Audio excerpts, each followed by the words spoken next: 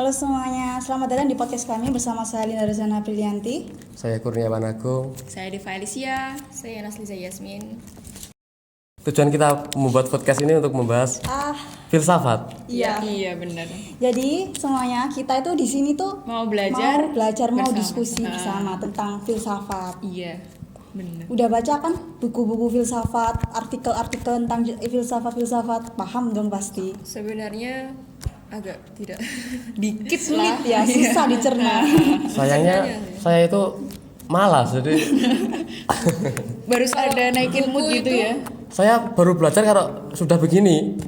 Mendesak. Iya. Kalau cuma baca itu kayak dongeng mengantar tidur. Udah. Serius.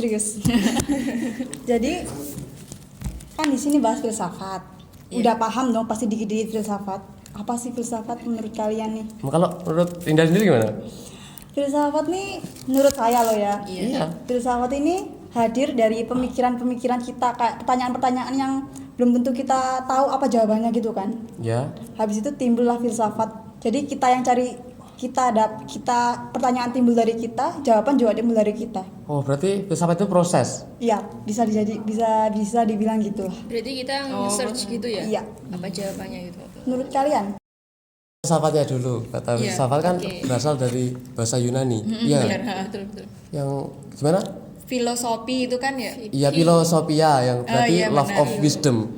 Cinta kebijaksanaan. Iya, cinta kebijaksanaan. Itu gimana maksudnya? Saya bingung. Ya, maksudnya itu kayak aku baca ini ya Iya, dari iya. ini. Iya. Yaitu philo yang artinya cinta dan sophia yang artinya kebijaksanaan. Nah, filosofia atau filsafat ini secara etimologi artinya cinta kebijaksanaan. Menurut Deva nih, filsafat apa sih? Aku tuh taunya kalau filsafat itu ibu dari semua ilmu itu. Berarti Bisa tanpa dijabarkan. hari tanpa filsafat. Karena semua ilmu kan asalnya dari filsafat. Heeh.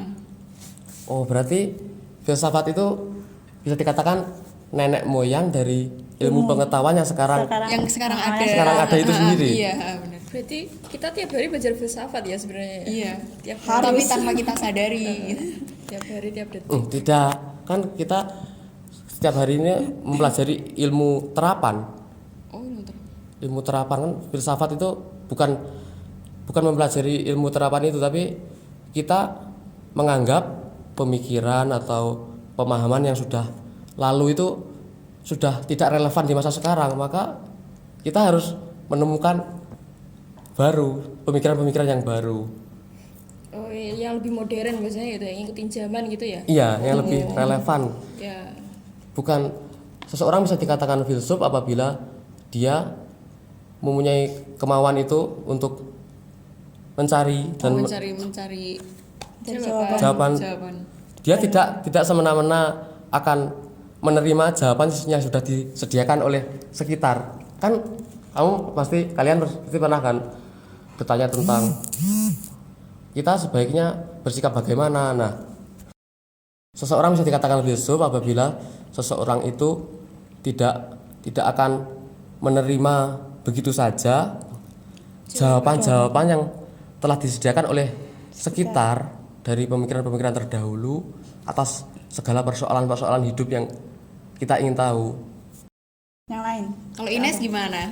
Wah, kalau saya itu simpelnya itu filsafat itu pemikiran sih. Kan pemikiran orang, ya itu tadi pemikiran orang Betul. satu sama orang lain itu beda. Seperti itu sih. Simpelnya itu. Nah, buat kalian nih, manfaat belajar filsafat ini apa? Terus apa sih buat diri kita tuh penting gak sih filsafat ini tuh? Soalnya kan ilmu-ilmu yang lain kan udah melajarin banyak apa matematika, geo itu kan udah penting banget kan. Udah paham lah. Kalau filsafat ini apa sih gunanya buat hidup kita tuh apa? Oh, menarik. Filsafat itu kalau saya mempelajarinya, saya teringat kata Eno Bening. Eno Bening itu dia salah satu YouTuber, dia lulusan filsafat dari UI. Ya, saya pertama kali mengenal filsafat itu Situ. dari videonya Eno Bening tahun 2019 kalau nggak salah. Nah, dia mengatakan, kenapa kok filsafat bisa dikatakan sebagai ibu dari ilmu pengetahuan? Iya. Ya karena ilmu pengetahuan, segala ilmu pengetahuan yang sekarang ada, ilmu-ilmu terapan yang sudah Dari munculnya itu dari ya dari filsafat dahulu. Tadi filsafat itu bisa dikatakan kalau sekarang ya iya. ibu yang sudah ditinggalkan anaknya karena anaknya sudah bisa berdiri sendiri. Oh. Jadi kalau penting tidaknya mempelajari filsafat atau manfaat atau tidaknya mempelajari filsafat itu tergantung diri kita sendiri. Kita Mau atau enggak? Iya, kita berkecimpung ke filsafat itu, ya Oh, itu. iya, seperti itu. Karena ya kita tahu kita belajar anak-anaknya ya, kita bukan belajar ibunya ya. Iya begitu. Anaknya yang Kan dipelajari. emang kebanyakan begitu. Anak-anak itu bisa berkembang dan melupakan ibunya. Durhaka sekali. Jangan dicontoh loh, jangan dicontoh. Nanti jadi maling kudang nanti. Kalau menurut Linda itu sendiri gimana? Kayak kalau apa namanya? Iku loh. Apa? Postmodernism. Manfaat Oh, buat manfaat berfilsafat itu. Manfaat apa ya? Kayaknya filsafat ini dibutuhin nggak sih buat kita kerja nanti itu. Kalau misalnya ilmu komunikasi ini kan Iya, pasti iya. penting kan. Jadi kayak ya apa ya? Ngerasanya tuh harus pas ini ya, baru pas tahu ada matkul ini kayak Iya. apa sih filsafat, males banget belajar filsafat gitu, tapi Walah, iya. pas tahu kalau filsafat ini pentingnya jadi kayak dorong buat pengen, Dorongan buat pengen, kayak penting banget filsafat dipelajarin selain ilmu-ilmu yang udah kita pelajari sebelum-sebelumnya itu loh, kayak gitu. Kayak males banget ya. Bukunya setebel ini. Kalau aku sebenarnya sangat sejak pertama kali mengenal filsafat itu aku pengen mempelajarinya, tapi aku bingung mau mulai dari mana. Betul, sama sih. Bingung mulainya. Karena aku itu seorang yang gimana ya dikatakan tidak kreatif dan tidak inovatif. Aku tidak bisa belajar kalau tidak Melihat dulu gitu. bukan Kalau nggak menarik. tidak Diajarkan. disediakan secara sistematis apa yang aku pelajari. Jadi aku nggak bisa mencari sendiri, itu nggak bisa. Paham kan? Paham. Jadi harus Didorong. difasilitasi. Iya. Ini buku Iya. baca. Kamu hari ini belajar ini. Nah, itu baru paham semua tentang di situ gitu. Iya. Bagus kok Mas Agung. Kalau Deva sendiri manfaatnya udah ada pemikiran manfaat dari filsafat ini apa sih buat hidupnya Deva deh? Kalau aku tuh bisa memahami situasi. Iya. Situasi yang kayak apa? Kayak apa ya? Yang lebih rumit. Iya kayaknya. Oh, Karena situasinya rumit sekali. Suasana lah. mungkin dengan kita belajar filsafat atau kita berfilsafat lah istilahnya. Iya. Kita bisa lebih berpikir luas. Iya, kita bener, ha. kita bisa berpikir seperti lingkaran, tidak Jadi nggak stuck di satu titik tidak ya? bersudut, Nah. luas. Iya. Yes, sir. Soalnya kan di filsafat juga itu ada 4 pemikiran. Itu apa aja sih waktu itu? Ada yang tahu nggak? Empat pemikiran filsafat. Aku kurang tahu itu. Aku Anu, kurang Belum paham. jauh itu. metafisik itu sejenis yang metafisika, terus epistemologi itu apa bukan yang kamu maksud? Kurang tahu. Kayaknya bukan bukan. yang radikal atau apa sih itu? Oh. Oh, aku pernah dengar itu, tapi aku lupa. Coba lihat di buku aja ya. Coba aku tak dari Bentar. Wikipedia. Bisa cari di Google juga. Penjabaran filsafat aja udah sebanyak ini ya. Tebel banget kayak buat secara filsafat, pengertian filsafat ini doang itu loh tebel banget kayak Kita nggak akan nggak akan cukup waktu kalau mau bahas bahas filsafat. filsafat Bisa lama panjang. ini. Habis durasi nanti. Ya itu menariknya filsafat. Kita belajar dan tidak dibatasi. Kan kita kalau belajar ilmu-ilmu terapan seperti matematika yang ada di sekolah, SMA, iya, ya. sekolah itu kan sudah tersedia seperti aljabar, seperti Terus kalau matematika itu ilmunya tuh udah pasti jawabannya ini. iya gitu ya. mutlak, walaupun tetap diperbarui tapi kan pembaruannya itu lama. Nah kalau filsafat itu kita Belum ya. tidak perlu mempelajari itu, kita justru mempertanyakan tentang hal-hal hidup kita lah, bisa mulai dari hidup kita secara terkonsep. Jadi filsafat itu yang penting dengan filsafat itu kita bisa menggunakan akal dan pikiran kita. Kalau aku dulu tuh kayak malas banget belajar. Sama. Malas belajar. Malas banget belajar. Waktu SMA itu. Kayaknya mulai SMP kayaknya. Kayak, Udah buat malas. Buat apa sih belajar IPA? Buat apa sih belajar matematika? Tapi ketika Oh. waktu itu malah rajin-rajinnya ke perpus. Pada perpus buka-buka gitu. Baca apa Perpus? Novel. Bukan. Sastra. Bukan sastra. Oh, bukan kayak sastra. apa ya? Buku tentang galaksi gitu loh. Oh iya iya. Justru malah aku kepo kayak gitu loh. Jadi kayak Oh, kayak di luar angkasa gitu. kayak apa aja sih yang di luar itu? Berarti gitu. alasan kamu malas belajar karena kamu mempertanyakan esensi atau manfaat Iya, dari mempelajari iya, itu. kayak gitu. Ya memang tidak bisa dipungkiri para guru-guru walaupun tidak semua, mereka hanya akan mengajari kita tentang aljabar. Seperti contohnya matematika aljabar. Aljabar itu bagaimana rumusnya dan bagaimana cara menyelesaikannya. Namun beliau tidak menjelaskan aljabar itu fungsinya untuk apa. Iya, betul. Kalian nyadari itu nggak? Iya, iya. Makanya dari itu kayak Soalnya apa sih gitu. Buat Iya. cari ilmu tuh kalau di sekolah itu nggak cukup gitu loh. Kita harus cari ilmu tuh bukan di sekolah juga. Ya Di karena luar, keinginan, heeh. karena Iya, keinginan. Cari-cari relasi gitu. Seperti itu. Tadi gimana filsafat? Ini cara berpikir filsafat itu ada 4. Ini dari buku ya. Iya iya. Berpikir radikal, berpikir universal, sama berpikir rasional. Yang terakhir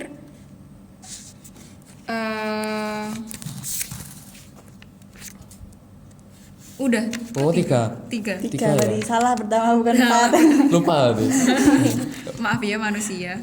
Bapak aku malah belum mengetahui. Aku juga berpikir tiga kali apa sih? Iya. Aku bingung. Coba kamu baca. Heeh. Dibaca ya ini. Iya. Baca aja baca nggak aja. apa-apa. Berpikir radikal adalah berpikir sampai ke akar-akarnya gitu. Terus boleh dikatakan bahwa berpikir radikal adalah berpikir untuk mencari asas pertama atau penyebab pertama gitu. Oh. Jadi tuh kayak berpikir Intinya sampai sampai ke dasarnya mendasar gitu gitu. ya. Benar. Jadi jangan Iya, iya. paku sama satu jawaban. Bukan. Sampai ke Oh, dasarnya, justru sampai ke intinya. kalau gitu. berpikir radikal itu kita sebelum kita kan setiap ada masalah kita pasti akan memikirkan jalan keluarnya. Namun iya. jika berpikir secara radikal mungkin kita akan mempertanyakan apakah masalahnya ini memang benar-benar masalah. Terus Jangan-jangan apakah ini efektif, apakah ada- iya. jangan-jangan ini bukan masalah yang sesungguhnya. Ada masalah yang lebih yang besar lebih menanti. yang lebih mendasar. Masya Allah. Gitu lah maksudku. Ya. Terus lanjutnya? Lanjut, yang berpikir universal. Iya. Berpikir universal aja kan udah artinya kayak menyeluruh gitu. Iya. Berarti kita itu cara berpikirnya itu secara luas, secara menyeluruh gitu. satunya lagi deh. Satunya lagi, Belum aku mau tanya. Iya. Maksudnya yang menyeluruh itu kayak gimana tuh? Agung bisa membantu. Aku Agung terus aku ya. juga masih bingung, belum mendapatkan pemahaman dari itu tadi. Benar. Menyeluruh tadi. Menyeluruh tentang suatu masalah atau gimana gitu? Kalau di sini ya dijelaskan universal berarti umum, menyeluruh, luas dan melingkupi segalanya. Oh, berarti dalam filsafat itu kan ada dasarnya berpikir universal. Iya. Berarti kita dalam filsafat berpikirnya itu Secara meluas gitu. iya, Heeh. tidak dibatasi. Heeh, ya benar kayak dipada. Iya kayak yang Kita Agung bisa- bilang tadi kayak iya, lingkaran iya, gitu loh tidak mikirnya. bersudut. Iya. Bisa memikirkan apapun, namun tetap harus terkonsep gitu pemikirannya. Paham. Oke, paham. Gitu. Lanjut lagi? Yang tiga. Yang ketiga yaitu berpikir rasional. Berpikir rasional itu ialah pikirannya tuh masuk akal gitu loh, logis gitu. Bukan kayak ngayal, kayak asal gitu ya. Iya. Terus disebut berpikir dengan konsisten, sistematis, sesuai dengan logika dan kritis gitu. Berarti itu filsafat itu juga bikin kita itu kayak jadi berpikir kritis gitu loh. Iya. Heeh. Ada yang ketinggalan nih. Apaan itu? Filsafat kontemporer. Oh, Apa sih? periode itu toh? Iya. Pengertiannya apa sih? Filsafat kontemporer itu bukannya periode yang ada dalam sejarah filsafat barat. Dimulai pada akhir abad ke-19 dan munculnya itu ditandai dengan adanya suatu proses profesionalisasi kepada para filsuf-filsuf Iya. Oh, Gitu. soalnya yang tahu yang timur, ternyata ada yang barat juga. Kan filsafat dibagi dua kubu, timur sama barat. Nah, pertanyaannya Indonesia itu ikut filsafat timur apa barat? Nah itu. Nah, Nah, itu itu belum Kalau tahu itu. kalau secara lokasi geografi kan geografis bener kan? Lokasi Iya, itu Nah, Nah, geografis. takutnya salah. Enggak apa-apa. Kan kalau Santai. bukan gitu, kalau salah kan ini didengarkan orang banyak, jadikan sesat pemikiran Nanti gitu. diedit. Oh iya. Kalau secara lokasi kan kita ikutnya seharusnya timur, tapi apa kita itu dua-duanya ngikut gitu? Masih dipertanyakan Indonesia masuk filsafat mana? Ya, terus kalau tokoh sendiri nih ya, aku baca dari buku ini ya.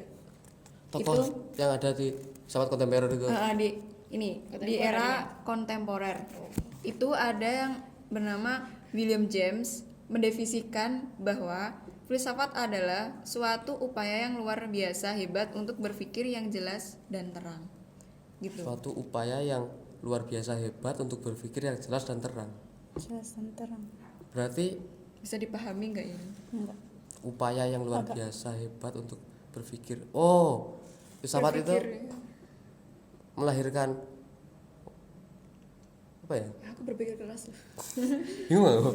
Melahirkan energi supaya kita bisa all out untuk menggunakan kapasitas pikiran kita gitu. Oh Sebenarnya gimana? kurang kayak gitu ya. Nanti. Bingung aku. Udah sebelumnya udah mikir keras buat ngomong. Udah berarti bismillah jelas ya. Bismillah. Bismillah. Terus Nanti komen kalau ya. Komen ya. Kalau misalkan Di tahu, bawah. komen ya. Terus kalau karyanya sendiri dari William James itu ada 4. Yang pertama The Principle of Psychology pada tahun 1890. Yang kedua The Will to Believe pada tahun 1897. Yang ketiga Pragmatism yang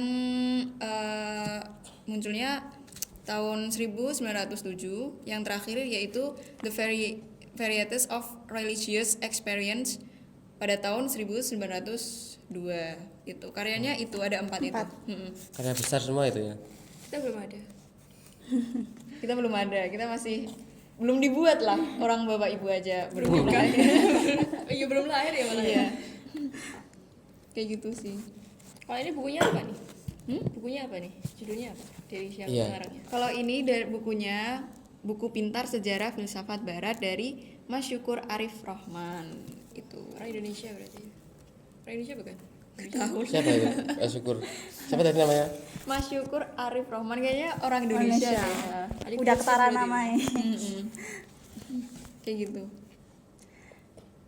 Nah, dapat disimpulkan berarti itu filsafat itu penting buat kehidupan kita. Terus filsafat ini intinya tuh induk kan dari semua Ya, ilmu betul, pengetahuan. Iya. Dan apa itu filsafat itu kita tuh nggak boleh terus-terusan ada di satu titik gitu loh.